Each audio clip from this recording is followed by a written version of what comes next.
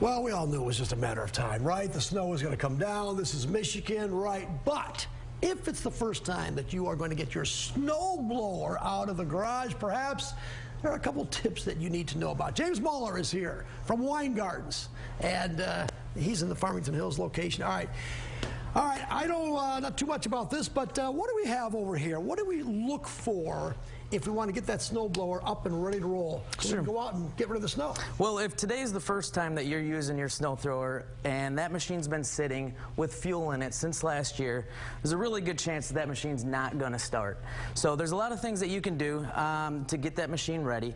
First of all, you can bring it to Weingartz to have our certified technicians flush that fuel out, clean the fuel lines, the carburetor, and get that machine ready to go. You recommend that every year anyway? Absolutely, though, right? Yeah. Maintenance is important for the longevity of that machine.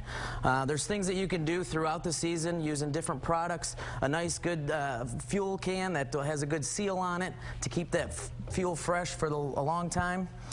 Fresh oil, fuel treatment products, as well as ethanol-free fuel. But if it doesn't start, it's not just because there's gas in the engine, is it? It's typically because the fuel is old. After about 60 days or so, that fuel will start to deteriorate and absorb moisture and then build up a resin inside that carburetor.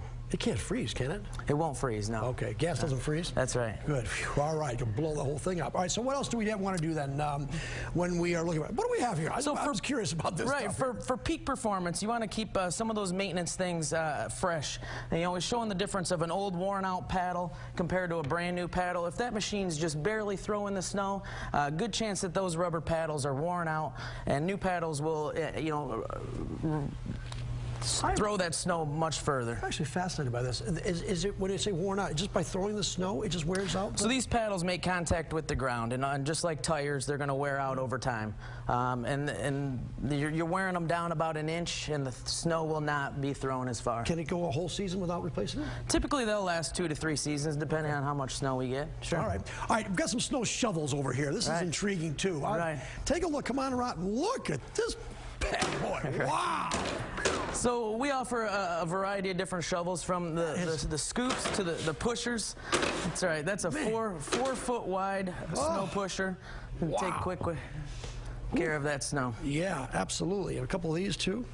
That's right. Yeah, we've got a couple of other shovels out there. Everything for the snow. What else should we know? What else can we get besides this, and what should we know about this whole season about getting rid of that snow? Well, always be prepared. That's the biggest thing. If the inconvenience comes the day of the snow, then you're behind. So be proactive. Get that snow thrower ready. Start it up periodically to make sure that machine's running and reliable. And you guys sell salt too? Absolutely. How about that? How much salt do you recommend putting down?